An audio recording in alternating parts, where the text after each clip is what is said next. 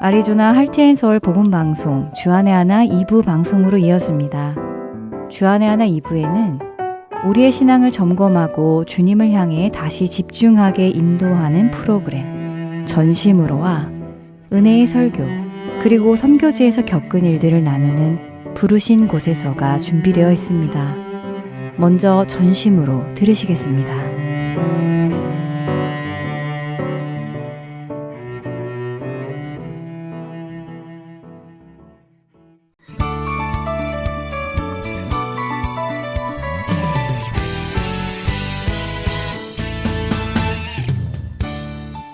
청자 여러분 안녕하세요. 우리의 믿음을 점검해보고 식었던 우리의 마음을 다시 주님께로 돌이키기 원하는 프로그램 전심으로 진행의 민경은입니다. 아버지 다윗을 이어 이스라엘의 왕이 된 솔로몬은 하나님을 향한 열정이 있었습니다. 열왕기상 3장에 무엇을 줄까라고 물어보시는 하나님의 질문에 솔로몬은 자신의 유익이나 만족을 위한 것을 요구한 것이 아니라 하나님과 하나님의 백성들을 위한 것을 구하였지요. 바로 총명한 마음을 구하고 들을 귀를 구하여 하나님께서 맡겨주신 백성들을 잘 다스려 그들이 하나님을 잘 섬길 수 있도록 쓰임받기를 구했습니다. 그의 이런 모습에서 우리는 솔로몬의 마음이 하나님께로 향하고 있었고 하나님의 기뻐하시는 일, 하나님의 영광에 드러나는 일이 그에게 가장 중요한 자리에 있었음을 알 수 있습니다. 하나님께서는 그런 솔로몬의 간구에 응답하셔서 지혜롭고 총명한 마음을 주셨지요.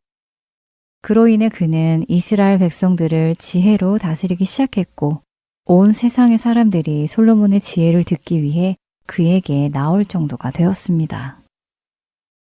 열왕기상 3장 이후로 10장까지는 솔로몬이 어떻게 하나님의 성전을 지었으며 하나님의 영광과 임재가 어떻게 나타났는지를 설명해 주십니다. 그 후 솔로몬은 13년이라는 시간을 들여 자신의 궁전을 짓지요. 솔로몬의 재산과 지혜가 세상의 그 어떤 왕보다도 더 크게 되었습니다. 그리고는 열왕기상 11장으로 이어지는데요. 여기에 솔로몬의 변화가 기록됩니다. 그 장면을 잠시 읽어볼까요? 열왕기상 11장 1절에서 5절입니다. 솔로몬 왕이 바로의 딸 외에 이방의 많은 여인을 사랑하였으니 곧 모압과 암몬과 에돔과 시돈과 헷 여인이라. 여호와께서 일찍이 이 여러 백성에 대하여 이스라엘 자손에게 말씀하시기를 너희는 그들과 서로 통혼하지 말며 그들도 너희와 서로 통혼하게 하지 말라. 그들이 반드시 너희의 마음을 돌려 그들의 신들을 따르게 하리라 하셨으나 솔로몬이 그들을 사랑하였더라. 왕은 후궁이 700명이요 첩이 300명이라. 그의 여인들이 왕의 마음을 돌아서게 하였더라. 솔로몬의 나이가 많을 때에 그의 여인들이 그의 마음을 돌려 다른 신들을 따르게 하였으므로 왕의 마음이 그의 아버지 다윗의 마음과 같지 아니하여 그의 하나님 여호와 앞에 온전하지 못하였으니 이는 시돈 사람의 여신 아스다롯을 따르고 암몬 사람의 가증한 밀곰을 따름이라. 방금 읽은 구절에서 계속해서 반복되는 단어가 있었는데 어떤 단어인가요? 그렇습니다. 마음이라는 단어입니다. 솔로몬의 마음에 관한 말씀이지요. 하나님을 사랑했던 솔로몬, 그의 사랑이 1절에 보면 바로의 딸과 이방의 많은 여인을 향한 사랑으로 옮겨진 것을 알 수 있습니다. 그리고 그의 그런 모습을 성경은 그의 마음이 돌아섰다고 계속해서 표현하시지요. 그런데 중요한 것이 있습니다.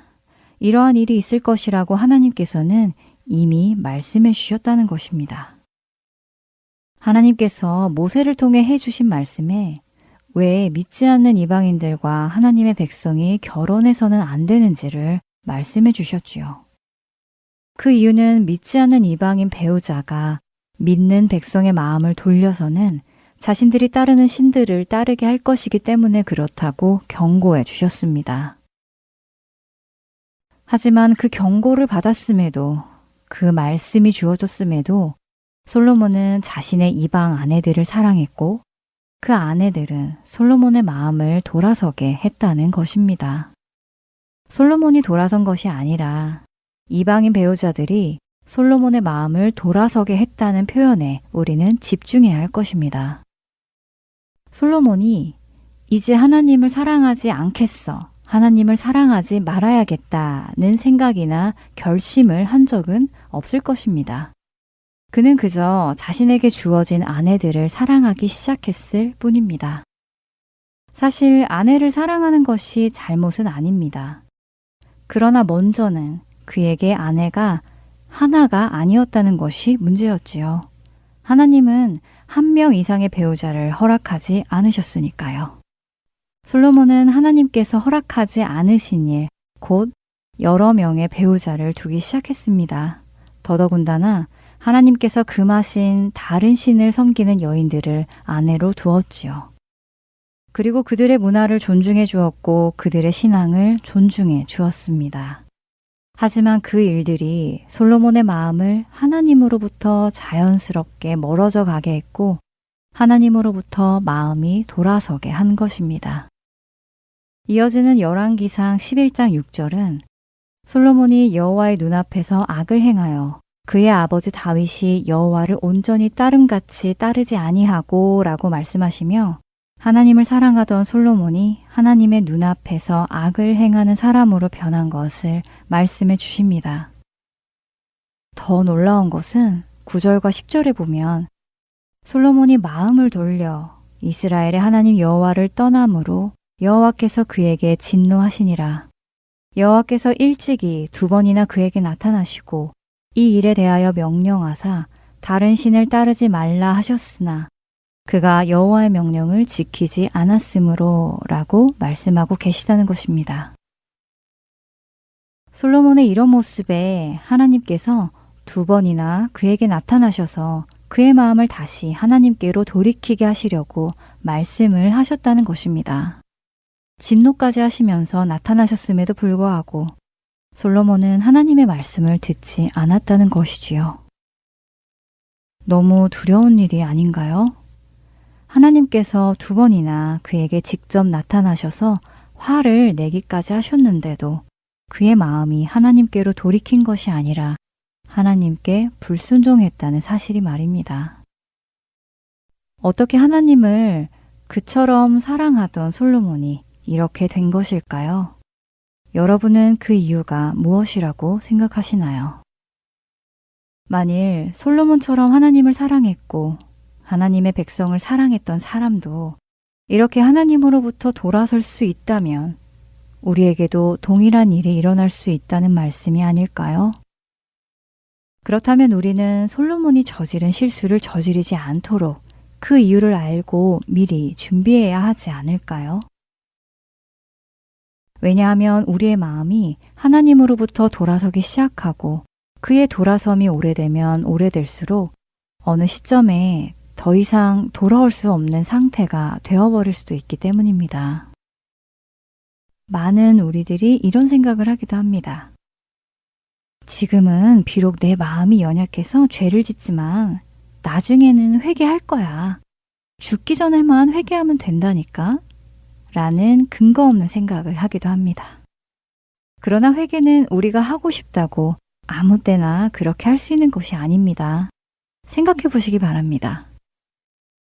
내가 지금은 연약해서 죄를 짓지만 나중에 회개하면 돼 라는 생각 안에 이미 내가 지금 회개할 수 없다는 것이 분명하게 드러나고 있지 않나요? 나중에 회개하면 되는 것이 아니라 지금 회개하면 되지 않나요? 그런데 지금 회개할 수 없으니까 나중이라는 근거 없는 말로 스스로를 위안하는 것입니다. 하나님을 향한 사랑이 식어가는 것은 아주 작은 불순종에서부터 시작됩니다.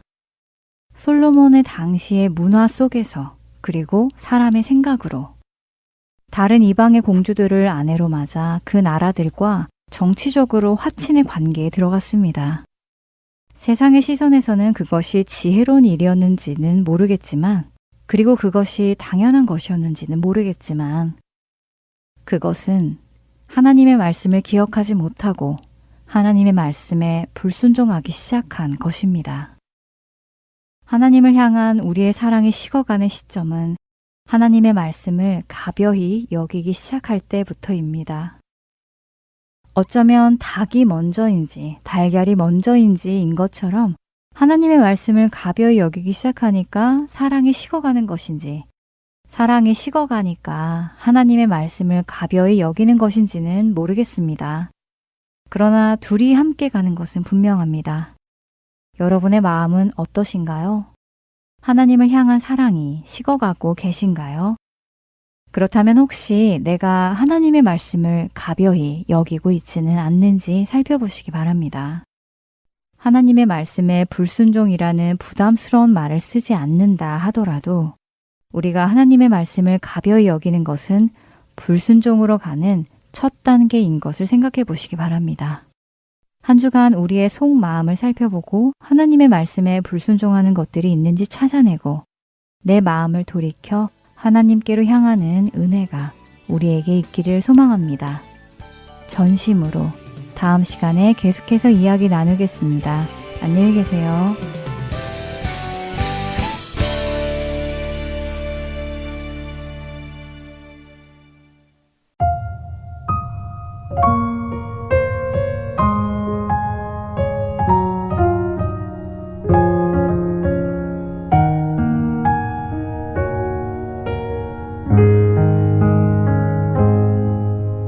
말씀 앞에서 경외함으로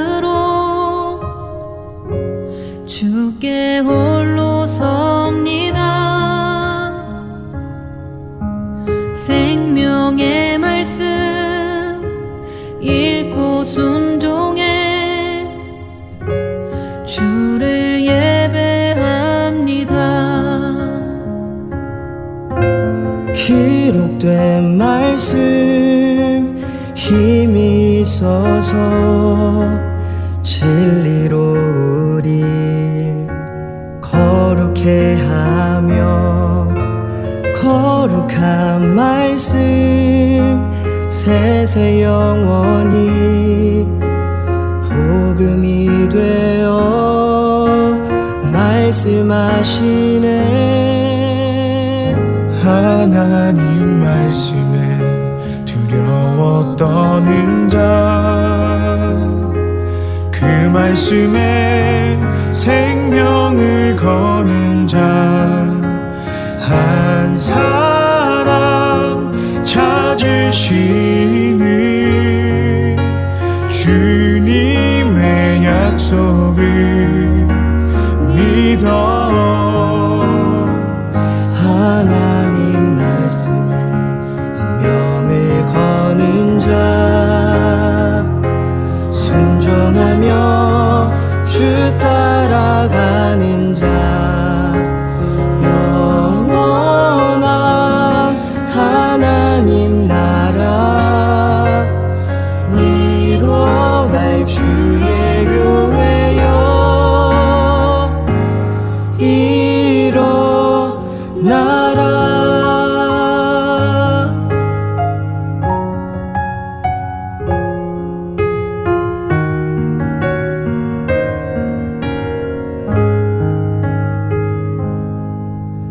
말씀 앞에서 경외함으로 주께 홀로 섭니다. 생명의 말씀 읽고 순종해 주를 예배합니다. 기록된 말씀 힘이 있어서 진리로 우리 거룩해 하며 거룩한 말씀 세세 영원히 복음이 되어 말씀하시네. 말씀하시네. 하나님 말씀에 두려워 떠는 자 그 말씀에 생명을 거는 자 한 사람 찾으시는 주님의 약속을 믿어. 하나님 말씀에 운명을 거는 자 영원한 하나님 나라 이뤄갈 주의 교회여 일어나라. 하나님 말씀에 생명을 거는 자 영원한 하나님 나라 이뤄갈 주의 교회여 일어나라. 하나님 말씀에 두려워 떠는 자, 그 말씀에 생명을 거는 자, 한 사람 찾으시는 주님의 약속을 믿어. 하나님 말씀에 명을 거는 자, 순종하며 주 따라가는 자, 영원한 하나님 나라 이뤄갈 주의 교회여 일어나라. 주 말씀에 우리를 구원해 이르는 지혜이니 목숨과 내 뜻 다해 그 말씀에 복종하라. 하나님 말씀에 두려워 떠는 자, 그 말씀에 생명을 거는 자, 한 사람 찾으시는 주님의 약속을 믿어. 하나님 말씀에 운명을 거는 자, 순종하며 주 따라가는 자, 영원한 하나님 나라 이뤄갈 주의 교회여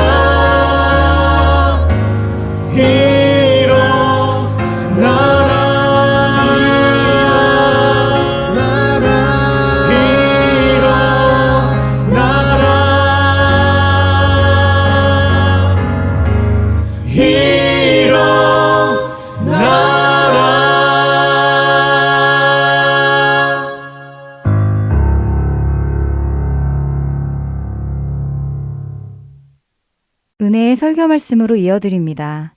오늘은 캐나다 밴쿠버 그레이스 한인교회 박신일 목사님께서 그 사람이 걸어가니라 라는 제목의 말씀 전해주십니다.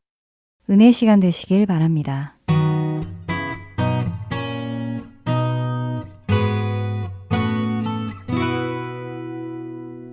오늘 나눌 말씀은 요한복음 5장 5절로 9절까지 말씀입니다.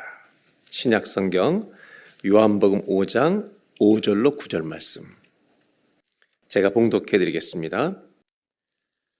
거기 38에 된 병자가 있더라. 예수께서 그 누운 것을 보시고 병이 벌써 오래된 줄 아시고 이르시되 내가 낫고자 하느냐.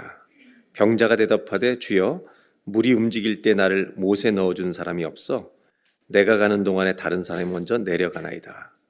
예수께서 이르시되 일어나 내 자리를 들고 걸어가라 하시니. 9절입니다. 다 같이 읽겠습니다. 그 사람이 곧 나아서 자리를 들고 걸어가니라. 이날은 안식일이니. 아멘.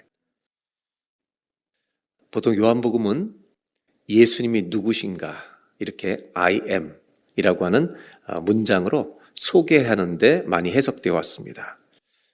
틀리지 않고 정확하게 그동안 잘해온 해석이라 생각합니다. 저는 오늘 여러분들과 어떤 걸 나누려고 하냐면 예수님은 이 땅에 오셨는데 무엇을 하기 위해, 도대체 우리들에게 무엇을 하기 위해 오신 건가? 너무나 단순한 질문이고 우리를 구원하러 오셨다는 건 너무나 잘 아는 대답입니다. 그래서 저는 이 부분을 오늘 이 38년 된 병자 얘기를 통해서 이런 이야기를 나누려고 해요. 우리 예수님은 우리에게 오신 목적 중에 하나가 걸음마를 가르쳐 주러 오셨다. 우리에게 걸음을 가르쳐 주러 오셨다. 여러분 잘 걷고 있습니까? 아기들도 못 걷지만요, 나이가 들으면 또 못 걸어요. 주님은 바른 걸음마를 가르쳐 주러 오셨구나. 이 얘기를 좀 나누려 갑니다. 오늘 요한복음 5장 1절 앞부분부터 잠깐 보도록 하겠습니다. 1절입니다. 그 후에 유대인의 명절이 되어 다 같이 예수께서 예루살렘에 올라가시니라. 1절은요, 예수님의 걸음을 보여주세요. 예루살렘으로 올라가시는 걸음이에요. 예루살렘이라는 도시, 지금은 전쟁 중에서 우리가 마음 아프지만 그 도시로, 큰 도시로 올라가고 있었습니다.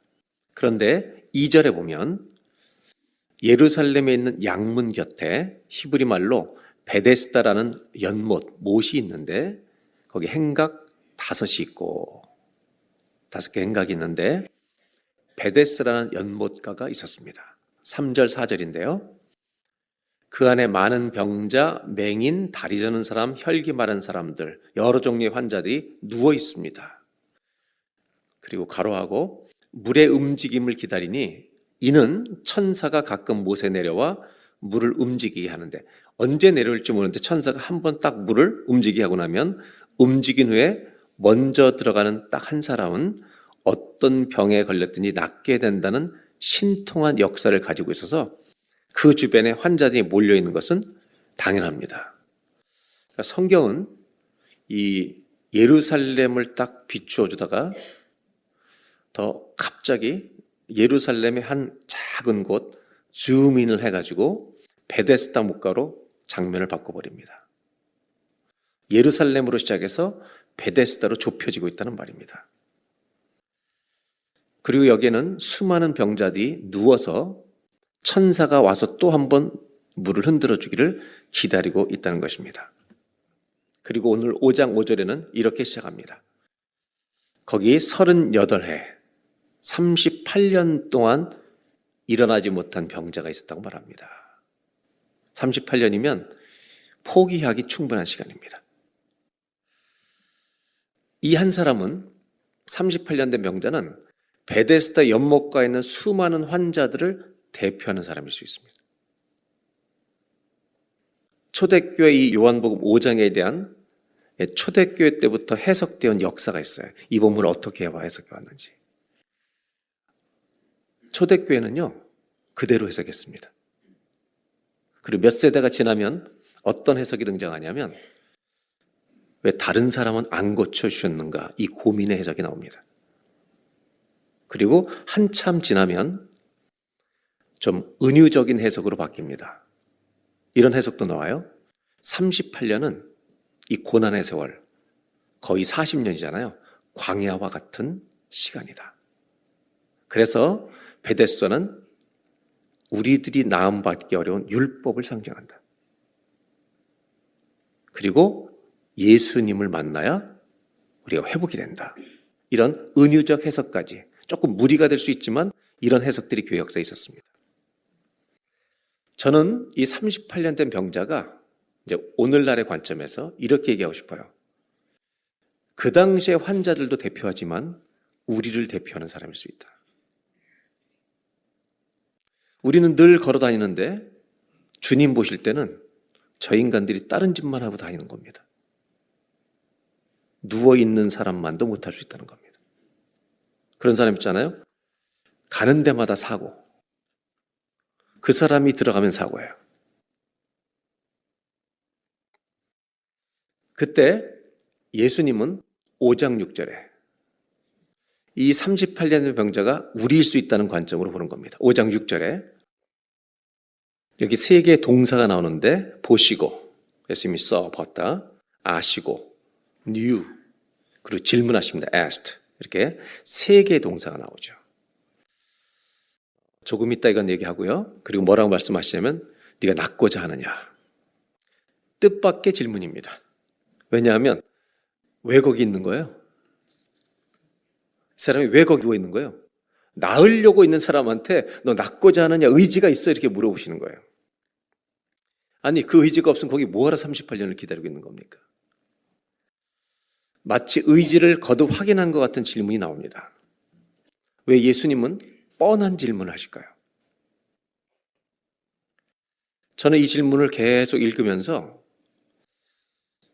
하나님이, 우리 예수님이 왜 질문을 하셨는지를 주님께 다시 물어봤습니다. 아니, 제가 병들어 있는데 오셔서 너 낫고 싶니? 안 물어보셔도 돼. 그냥 바로 고쳐주시면 돼요, 주님. 안 낫고 싶은 사람이 어디 있습니까? 오늘 예배 때 아프신 분들 있잖아요. 정말 이 말씀 앞에 고침받는 은혜도 있길 바랍니다. 저는 다른 의미가 있는 게 아닐까 해서 자꾸 주님께 질문해봤어요. 주님, 이걸 왜 물어보세요? 누구나 이건 안 물어보셔도 되는 거예요, 주님. 제가 아플 때는 물어보지 마시고 그냥 고쳐주세요. 이렇게 얘기하고 싶었어요, 진짜. 그때 주님께서 잘 생각해보라고 저한테 이런 깨달음을 주신 게 있어요. 네가 베데스다를 바라보는 그 자리가 고침받기에 맞는 자리냐? 네가 나을 곳에 있는 거냐? 38년 동안 안 났잖아. 네가 기댈 것은 여기밖에 없냐? 네가 낫고자 하는 질문 안에는 네가 나을 만한 곳에 지금 있는 거냐? 혹시 잘못된 곳에 누워 있는 거 아니냐? 그거를 물으신 것처럼 들렸습니다. 다르게 설명하면 더 쉽게 네가 낫고자 하면 연못 주변에 있을 때가 아니야. 베데스다만 쳐다보고 있어서 네가 날 게 아니야. 그 자리가 아니야. 낫고 싶은데 언제까지 여기 앉아있다가 네가 나을 수 있겠느냐. 이렇게 물어보시는 것 같다는 거죠. 우리 얘기로 하면 우리는 기도 제목 중에 늘 이런 걸 가지고 있죠. 우리의 인생이 잘 되기를, 그리고 우리 자녀가 잘 되기를. 이걸 세상에선 복이라고 합니다. 이 기도는 나쁜 것이 아니라 필요한 기도입니다. 해야 됩니다, 당연히. 저도 해요. 우리 자녀들의 인생의 문을 열어달라고. 저도 기도해요. 그런데 주님의 질문은 너희가 만일 복 받기를 원한다면 하나님이 복을 주실 자리에 앉아 있느냐 물어보시는 것입니다. 복 받을 일을 하지 않는 곳에 있으면서, 더 구체적으로 하면 네가 죄를 지을 때도 복을 달라고 얘기하면 안 된다는 거야. 네가 죄를 지면서 주님이 내 편 되어달라고 그러면 안 된다는 거야. 네가 언제나 주님 편에 서려고 해야지. 여러분, 죄를 지으면서 복을 달라고 하는 것은 기독교 신앙이 아닙니다. 38년 된 이 병자는 낫고자 하느냐는 질문을 거기까지는 생각 못했겠죠. 그 질문을 듣자마자 자기 말을 마구 쏟아놓습니다. 여기 7절입니다. 물이 움직일 때 두 종류의 사람을 얘기하죠. 나를 못에 넣어주는, 여기다 사람을요, 이렇게 번역하면 딱 이해가 돼. 놈이 없어. 그러니까 여러분, 이 사람 마음속에는 화가 있어요. 왜? 38년 동안 기다렸는데 물이 동할 때 나를 빨리 물속에 집어 던져줄 나를 돕는 자가 없고, 두 번째, 여기 있는 모든 자는 다 경쟁자들이에요.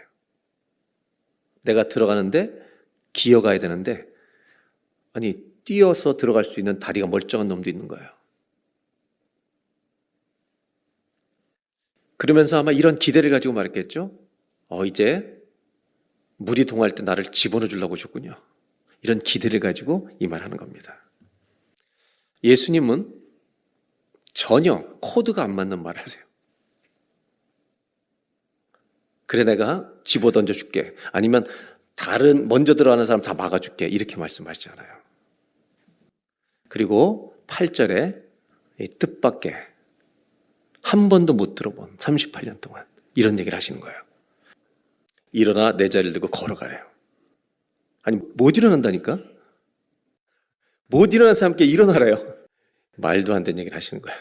그런데 더 놀라운 건 9절이에요. 걸어갔어요? 못 걸어갔어요? 오늘 설교 제목은 그 사람이 걸어가니라. 근데 어떻게 걸어갔냐면 곧 나아서. 언제 나은 거예요? 말씀하셨다는 거예요. 38년 동안 못 걷던 사람이 걸어가는 거예요. 주님은 걸음마를 가르쳐 오셨어요. 저는 이 한 문장이 38년 된 병자의 입장에서 보는 거예요. 이거는 말로 표현할 수 없는 감격이에요. 38년 동안 못 걸었으면 다리는 어떻게 됐겠어요? 젓가락같이 말랐겠죠. 이 사람은 감격이죠. 완전히 회복시켜 주시니까 아마 뛰었을지도 몰라요. 예수님은 왜 오셨는가? 우리의 걸음을 똑바로 걷도록 가르쳐 주기 위해. 38년 된 병자에게 베데스다는 소망이 없는 곳이었습니다. 경쟁이 치열한 곳입니다. 물이 딱 동하면 선착순 뛰어들 때 1등만 낳는 곳이었습니다. 나머지 사람들에게는 상처의 장소입니다. 이 사람은 38년 동안 몇 번 물이 동했는지 모르지만 상처의 장소에서 낫기를 기다리고 있었습니다. 우리의 과거의 상처는 거기서 낫지 않습니다. 주님을 볼 때 낫는 것입니다. 이 상처만 가득한 38년의 자리에 성경은 주님이 오셨다고 말합니다. 그리고 자리 들고 일어나 걸어가 한마디를 하십니다. 우리 주님은 어떤 은혜를 베푸시냐면 잘난 놈에게만 베푸시지 않습니다. 1등에게만 은혜를 베푸시지 않습니다. 38년 동안 잘못된 자리에 있었던 사람, 38년 동안 절망 속에만 있었던 사람, 38년 동안 선택에 실패한 사람. 왜 오셨는지 아세요? 그 과거에서 꺼내주러 오신 것입니다. 많은 사람들이 과거 속에 삽니다. 화가 나서 걸음에 삽니다. 주님은 기쁨의 걸음을 가르쳐주기 원하십니다. 분노의 걸음이 아니라 기쁨의 걸음. 어떻게 하심으로 38년 동안 앉아있던 과거에서 일어나도록. 과거를 걷지 마라. 과거를 계속 살지 마라. 주님이 오시면 새 날이 시작되는 겁니다. 예수님이 오신 것은 우리가 묶여있는 과거의 상처와 아픔과 분노에서 꺼내주시기 오셨습니다. 현장에서 가늠하다 잡힌 여인이 있죠. 사람들이 돌로 쳐 죽이려고 예수님이 어떡하나 보자 시험하잖아요. 돌로 쳐 죽일까요 말까요? 그랬더니 주님이 죄 없는 자만 돌로 쳐. 다 똑같은 인간이야 이놈들아. 다 은혜를 받아야 돼. 다 떠났어요. 예수님은요, 그 여자처럼 자기 죄 때문에 수침을 당한, 공개 수침을 당한 사람은 정말 별로 없었을 거예요. 이 여자에게 너도 가서 다시는 죄를 짓지 말라고 다른 걸음을 가르쳐 주잖아요. 그때 요한복음 8장 12절에 이렇게 얘기하세요. 예수께서 또 말씀하여 이르시되 나는 세상의 빛이니 나를 따르는 자는 어둠에 다니지 아니하고. 이 단어가 영어 성경에 Whoever follows me will never walk in darkness. Never walk in. 다시는 그런 걸음 안 걷는다. 그런 걸음을 걷지 마. 어둠 속에 걷는 걸음 걷지 마. 빛 가운데 걸어. 주님은 걸음을 가르쳐 주시고 오신 게 분명해요. 우린 참 잘못 걸을 때가 많아요. 이번 한 주 walk in the darkness. walk in darkness가 아니라 walk in the light. 주님의 빛 가운데 걷는 복이 있길 바랍니다. 38년 된 여인도 과거로부터 38년 된 병자도 과거로부터 자유를 얻고 현장에서 가늠하다 잡힌 여인도 용서가 와야 여러분 떠날 수 있는 거예요. 이 세상의 모든 사람은 주님 안에서만 쉼을 얻을 수 있게 될 줄로 믿습니다. 주님 안에 거하시길 바랍니다. 어디로부터 일어나라고요? 과거로부터. 저는 왜 과거에 아픔없겠어요? 다 있어요, 사람들은. 그 과거를 계속 살지 말고, 나를 아무도 안 도와줬고 저놈들이 먼저 들어갔고 이 과거에 살지 말고 주님이 도와주셨습니다. 이 주님과의 현재를 사는 걸음이 되기를 축복합니다. 그 다음 나눌 것은 5장 8절 9절을 다시 보겠습니다. 이 두 절 사이에 저의 궁금증은 뭐냐면, 일어나 걸으라 그랬더니요, 걸어갔다는 거예요. 지체 없이 걸어갔다고 성경 말해요. 그래서 알고 싶은 게 있어요. 무슨 일이 일어난 건가 도대체.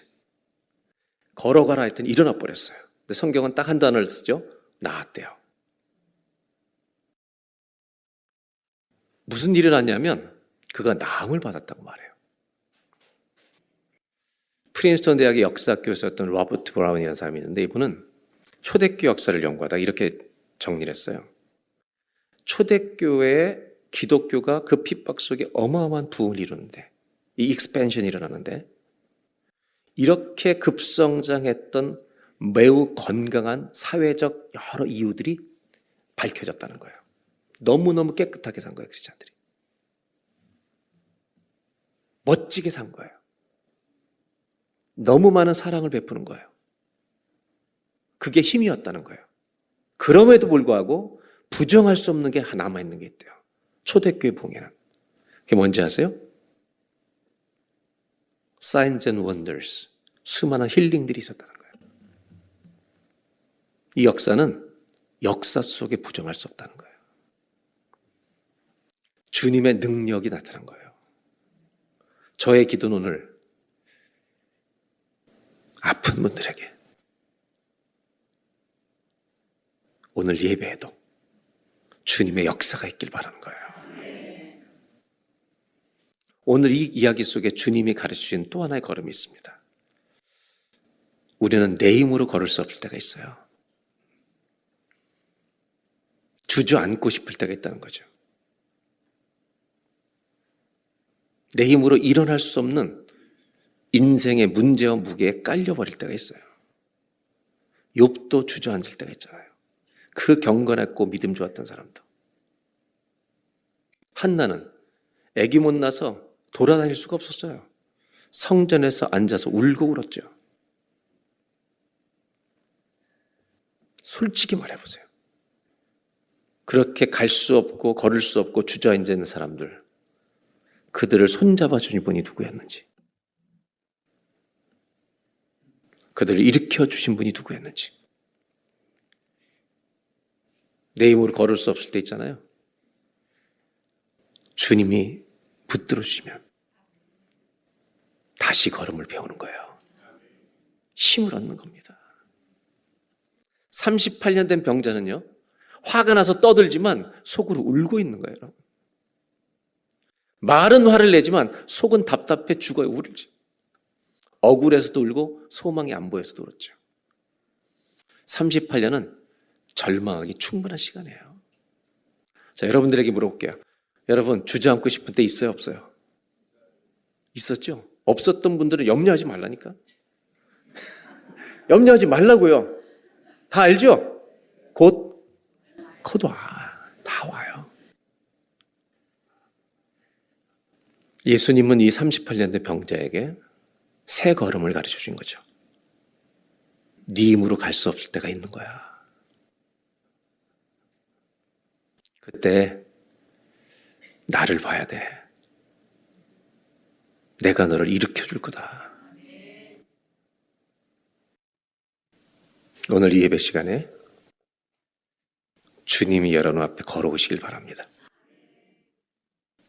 이유는 딱 하나. 내 손을 붙들어 주기 위해서. 이런 은혜가 역사하는 예배가 되길 바랍니다. 마지막으로 이 이야기의 중심에는요, 이 이야기의 중심에, 기적의 중심에 사랑이 있다는 걸 알게 됩니다. 여러분 성경의 치유 역사에 하나님의 나라가 선포되니까 모든 병이 낫잖아요. 주님을 만나면 주님이 하나님의 나라인데. 그런데 병이 낫다는 것이 예수님을 믿는 컨버전, 회심이 일어났다는 것을 개런티하지는 않습니다. 보증하지는 않습니다. 병이 낫다는 것이 반드시 회심은 아니에요. 나중에 돌아오는 경우도 다 있죠. 기적은 기적이지 그것 자체가 회심은 아닙니다. 오늘 제가 이 이야기 속에 사랑이 중심에 있다는 것은 6절 때문에 그렇습니다. 6절을 다 같이 한번 보겠습니다. 예수께서 그 누운 것을 어떻게 했다고요? 보시고, 보셨어요. 두 번째는 병이 벌써 오래된 줄? 이 두 개면 충분해요. 우리 주님이 우리를 아신다는 거예요. 우리 주님이 저를 보고, 여러분 보고, 너 27년 됐네. 다리 저는 게. 주님은 다 아신다는 거예요. 사랑은 아는 거예요. 그리고 낫고자 하느냐 물어보셨습니다. 이 이야기는 아까 처음에 시작했지만 예루살렘에서 시작합니다. 그리고 어디로 좁혀져요? 베데스다로 좁혀집니다. 그리고 베데스다에 어떤 사람에게 좁혀져요? 38년 된 병자입니다. 계속 줌인을 해서 들어가요. 요한복음 4장이 사마리아 우물가에 그 여인을 위해서 주님이 찾아간 것이라면 요한복음 5장은 38년 된 병자를 위해 찾아가셨다는 이야기예요. 다 아시고 예수님을 믿는다는 것은 뭐냐 하면 여기서 우리가 배울 것은 이 사람이 아니라 우리에게 이 본문을 통해서 알아야 할 것은 예수님을 믿는다는 것은 대강절에 주님이 이 지구에 오셔서 2000년 전에 돌아가셨는데 그 예수님이 나를 위해 오셨다는 것을 아는 거예요. 그것이 주님을 믿는 거예요. 이 예배당에 오늘 나를 위해 오신 예배를 드리길 바랍니다. 주님의 사랑은 이 사람을 일으키고 말 것입니다. 이 사람은 낫습니다. 그리고 이 이야기의 후반부가 있습니다. 오늘 읽지 못한 것인데 여러분 38년 된 사람이 걸으니까 주변 사람들이 놀라야 정상이에요? 안 놀라야 정상이에요? 너무 더 놀라죠. 그러면서 유대인들 중에 이런 인간들이 있어요. 너 왜 났어 오늘? 안식일이야 오늘. 안식일은 나면 안 돼. 이 뒤에 이런 얘기가 펼쳐진다는 거예요. 안식일이 사람을 위해 있는 것인데 안식일을 자기들이 만들어 놓은 모든 규칙 때문에 안식일날 이렇게 걸으면 안 되는 거야. 그래가지고 너 누가 낫게 한 거야? 막 이렇게 물어봅니다. 기뻐해야 될 것을 기뻐해 주지 못해요. 앞에서. 나를 고치신 분이 누군지 대답을 잘 못해요. 왜 못하는지 아세요? 예수님이 고쳐주시고 사람들이 너무 많아가지고 피하셨어요. 그 자리를. 그래서 그가 누구냐고 물어보니까 안식일에 이런 일을 하는 분이 누구야? 막 유대인들 잡으려고. 그랬더니 몰라요 누군지. 그냥 저를 고쳐주고 바로 가버렸어요. 말할 수가 없었습니다. 이런 질문 해볼게요. 바로 떠나실 때 몰라요 그분이 누군지. 근데 여러분 이 환자는 그분을 잊을 수 있어요 없어요? 못 잊죠. 이 사람이 주님이 떠나는데 주님을 잊을 수 있어요 없어요? 없어요. 근데 성경은 참 신기해요. 모른다고 말했어요. 모른다고. 예수님이 5장 14절 이 이야기 뒤에 이제 이야기 마지막 끝자락이에요. 누가 고쳤는지 줬는지 몰라. 주님이 성전에서 몰래 만나주세요. 더 큰 병 나지 않도록 죄범하지 마라. 그리고 15절에 그 사람이 유대인들에게 가요. 그리고 이렇게 말해요. 자기를 고친 이는 누구다? 예수다. 물론 여기에는 예수님을 일르지 않으면 죽임당할까 봐 무서워서 고발하는 성격도 갖고 있는지 몰라요. 그런데 정확히 우리가 알 수 있는 것은 위트니스를 해요. 나를 고쳐주신 분은 썸바디가 아니다. He's Jesus. 예수님이다. 이 사람이 무슨 걸음을 갖고 있는지 아세요? 38년 동안 아무도 나를 몰라줬는데 그분은 나를 알고 계셨습니다. 그분은 나를 사랑하셨습니다. 그분은 나를 잊지 않으셨습니다. 이것을 처음으로 전해본 걸음마를 띈 거예요. 주님이 우리를 잊지 않으시나요? 주님이 나를 사랑하시나요? 그럼 질문해 볼게요. 주님 나를 사랑하신다고 얘기해 보신 적이 있어요? 다른 사람에게? 주님이 이 사람에게 가르쳐준 걸음은 이 이야기를 할 수 있는 사람이 되도록 해주시고 그것을 전하는 걸음이 되게 한 거예요. 한 가지 부탁이 있는데요. 주님 때문에 변화되지 않아놓고 그 주님을 전하러 다니지 마세요. 세상이 비웃어요. 똑같이 살면서 예수님 전하지 말라고요. 세상이 놀려요. 니들 보니까 예수가 형편없구나. 나를 고치신 게 있으면 전하세요. 12년 동안 혈류병 앓던 여인 있죠? 아시죠? 그 사람이 예수님의 뭘 붙들었어요? 옷에 옷술을 붙드는 거예요. 그때 능력이 나가서 났죠. 전 이 말씀을 여러분들이 이렇게 오늘 해석하고 싶어요. 그 사람이 붙든 게 아니라 회당장 야이로의 딸을 고치러 가시던 중이에요. 근데 우리 주님은 혈류병을 12해 동안 앓던 여인이 거기에 있다는 걸 알았어요. 그 길에. 아셨어요. 저는 이 부분을 어떻게 해석하고 싶냐면 주님이 잡혀주러 그 앞을 지나가신 거예요. 오늘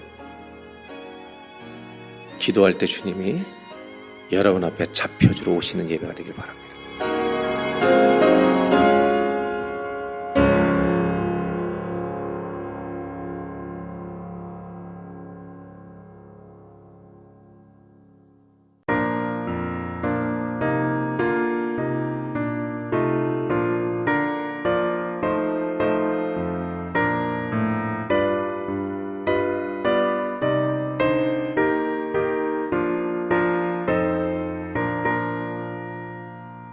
너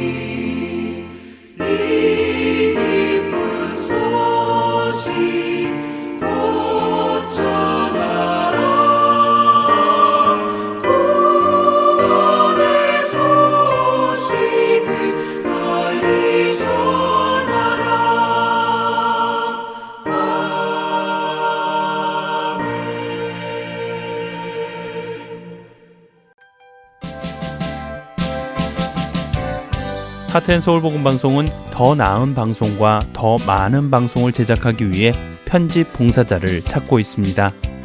매주 3시간의 시간을 헌신하실 수 있는 분들은 사역에 동참하실 수 있습니다.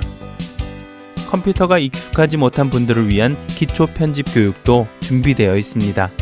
사역에 동참하시고 싶은 분들은 전화번호 602-866-8999로 연락 주시기를 부탁드립니다. 하나님의 은혜에 감사하여 나의 시간을 드릴 수 있는 여러분들의 많은 참여를 기다립니다.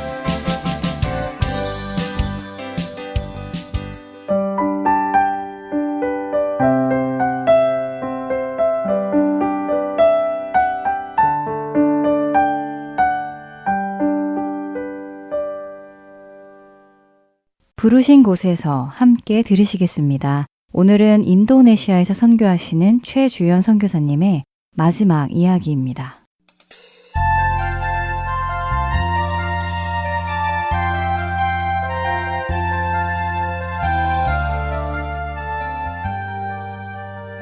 인도네시아에 들어온 지 4년 차.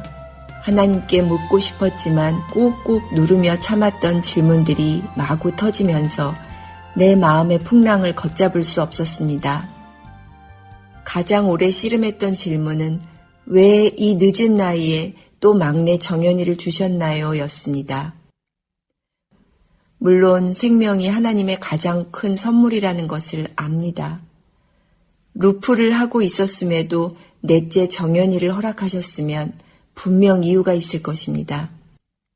하나님은 실수를 하시는 분도 아니고 좋은 분인 것을 압니다. 그럼에도 불구하고 사역 공동체의 리더의 아내로서 40대 후반인데도 왜 아직 곁에서 안 떨어지는 아이를 붙잡고 씨름하며 내가 하고픈 언어 공부도 못하고 제대로 된 사역도 못하고 15년째 육아에만 시달려야 하는지, 이 고통에서 도망가고 싶어서, 이해되지가 않아서, 도저히 감당할 수가 없어서, 감당하기 싫어서 하나님을 많이 원망했습니다. 그런데 하나님께서 그 고통의 터널을 통과하면서 울고 구르는 시간을 한참을 허락하신 후에 정연이가 만 4살 정도가 되던 때에 이렇게 응답해 주셨습니다. 도망갈 수가 없단다. 이것이 내가 가야 될 길이란다. 다른 길이 없단다. 그런데 막상 그 대답을 듣고 나니까 기적이 일어났습니다. 육아를 하면서 감정적으로 육체적으로 힘들어질 때마다 광풍이 몰아쳐서 머리와 마음이 복잡했었는데 그렇게 시끄럽던 내 내면이 그 응답에 갑자기 잔잔하고 고요해졌습니다. 마치 무섭게 파도치던 갈릴리 바다가 예수님의 한마디 명령에 잠잠해진 그런 느낌이었습니다. 명확한 답을 받아들이고 나니 시간이 지나면서 자녀를 많이 주신 이유들이 하나둘씩 마음에 깨달아지게 하셨습니다. 40이 넘은 제게 왜 2명의 자녀를 더 주셨는지, 그것이 나와 공동체에 어떤 유익이 되는지, 내가 어떤 마음으로 이 공동체를 품어야 되는지, 우리를 향한 아버지의 마음이 어떠한지, 한 영혼이 왜 그토록 귀한지 등등입니다. 다양한 아이들을 양육하면서 성경책에서 말씀하시는 하나님의 마음이 피부로 느껴지게 하셨습니다. 왜 우리에게 자녀를 계속 주셨는지, 그로 인해 어떤 선한 결과가 있었는지 제가 깨달은 것을 나누고자 합니다. 첫째, 다름을 건강하게 받아들일 수 있게 되었습니다. 예전에는 다른 것은 나쁜 것이었습니다. 나와 다르면 나쁜 것이었습니다. 내 성향과 다른 자녀는 불편하고 나쁜 것이었습니다. 그런데 같은 태에서 나온 4명이 철저히 다름을 관찰하면서 다른 것은 나쁜 것이 아니라 그냥 다른 것이라고 받아들이게 되었습니다. 이것은 저희가 많은 한국 사역자와 함께 사역할 때 리더로서 가장 중요한 자세라고 생각합니다. 우리 사역자들은 모두 다 다른 배경을 가지고 있습니다. 크리스찬들이지만 교단 배경도 다릅니다. 약점과 장점, 아킬레스건도 모두 다릅니다. 똑같은 어려운 상황을 맞아도 과거의 상처와 현재의 성향 때문에 모두 다른 정도의 스트레스를 받게 됩니다. 재미있는 것은 하나님은 일부러 우리를 아롱이, 다롱이, 또롱이, 뽀롱이로 만드시고 우리에게 연합하라고 명령하십니다. 연합을 위한 시작점은 서로의 다름을 판단하지 않고 그대로 인정하고 받아들이는 것입니다. 오케스트라 안에 다양한 다른 소리의 50대의 악기들이 화음을 만들어낼 때의 아름다움은 동일한 악기 50대로 만들어낼 수 있는 아름다움과 비교가 되지 않습니다. 둘째, 공동체를 보호해 주셨습니다. 남편은 코로나 전에 거의 1년에 3분의 1을 해외에서 말씀 집회로 섬겼습니다. 남편은 그렇게 돌아다녀도 저는 꼬리가 길어서 남편을 따라다닐 수가 없습니다. 아빠가 집에 장기간 없을 때 엄마까지 집에 없으면 자녀들이 안정감을 못 느낍니다. 어린 자녀가 없었다면 저도 남편을 따라 이 나라 저 나라 같이 돌아다니고자 하는 마음이 생겼을 수도 있습니다. 그런데 저는 그럴 수 없는 공식적인 안전장치를 주셨습니다. 그래서 리더의 출타가 잦아도 우리 공동체 분들이 안정감을 가지고 사역하실 수 있지 않았나 하는 생각이 들었습니다. 그런 면에서 남편이 저의 사역의 도체 역할이라면 저는 저희 사역의 닷과 같은 역할이라는 생각이 듭니다. 셋째, 저를 보호해 주셨습니다. 탑 리더 3호가 앞에 나서야 하는 큰 일을 맡으면 여러 가지로 불편한 일들이 생길 수 있을 것 같습니다. 일을 하다 보면 서로 의견이 맞지 않거나 실수 때문에 부딪힐 수밖에 없는데 부딪혀야 하는 그 대상이 리더 아내라면 얼마나 불편한 일들이 많이 생길까요? 그런데 어린 자녀들을 중심으로 인해서 저는 주류의 일을 맡기보다는 자연스럽게 사역하시는 분들의 서포트하는 역할 또는 갑작스러운 빈자리를 메꾸는 역할을 맡게 됩니다. 처음에는 아쉬운 생각도 들었지만 나중에는 이것이 저와 공동체 사역자분들을 보호해 주시는 방법이라는 깨달음이 생겼습니다. 넷째, 어린 자녀가 있는 다른 사모님들과 소통이 됩니다.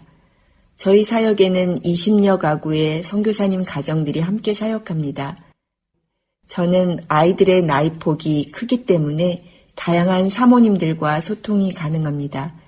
비록 50대 중반으로 들어가지만 초, 중, 고, 대학 나이의 아이들이 골고루 있다 보니 영유아를 키우는 사모님들로부터 고등학생 아들들을 둔 사모님들까지 공통 대화가 있고 또한 그분들의 어려움들을 피부로 느낄 수가 있습니다. 결국 4명의 자녀들은 하나님이 저희 부부에게 주신 선물임과 동시에 우리의 자녀들 양육을 통해서 우리 부부의 그릇을 키우시고 리더로서 공동체를 잘 섬기고 이끌 수 있도록 성숙시키시는데 그 뜻이 있으셨음을 고백하게 됩니다. 그러나 이 귀한 뜻을 깨닫기까지 너무나 오랜 시간이 걸렸습니다. 너는 왜 그 모양이니? 왜 좀 더 빨리 깨닫지 못하니? 왜 빨리 안 변하니? 이렇게 다그치지 않으시고 고집 세고 느린 제 옆에서 묵묵히 참고 인내하시며 제가 깨달을 때까지 기다려주시는 아버지 하나님. 그 아버지의 은혜를 알기에 이제 저도 저의 4 자녀를 포함해서 제 주위에 계시는 다른 사람들에게도 그렇게 기다려줄 수 있게 되었습니다. 오늘도 나를 기다려주시는 하나님을 만나시는 복된 하루 되시기를 소망합니다.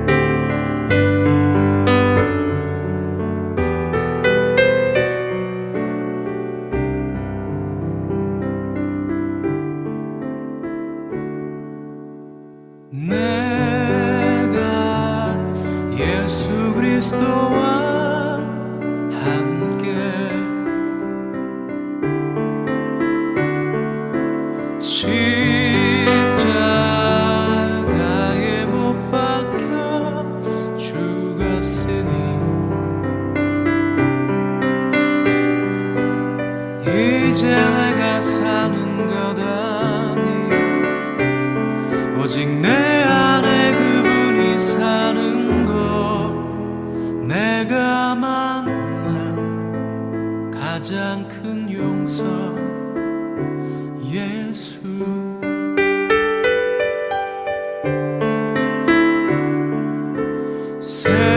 세상 모든 어둠 힘을 잃고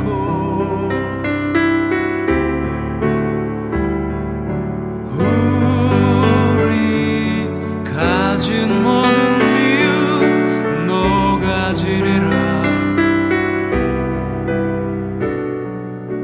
어떻게 그분 닮을 수 있을까 어떻게 그 길 걸을 수 있나 내가 만난 가장 큰 이름 내가 만난 가장 큰 이름 내가 만난 가장 큰 이름 예수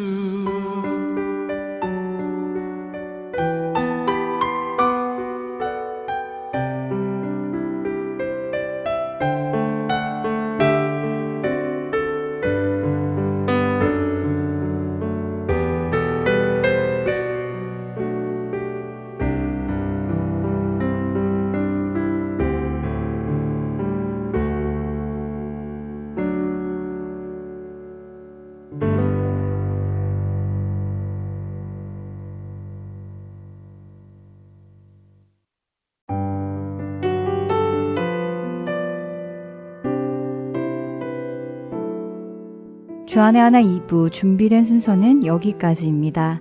계속해서 주안의 하나 3부로 이어집니다. 주님의 말씀을 더 알아가는 시간 되시길 소망합니다. 안녕히 계세요.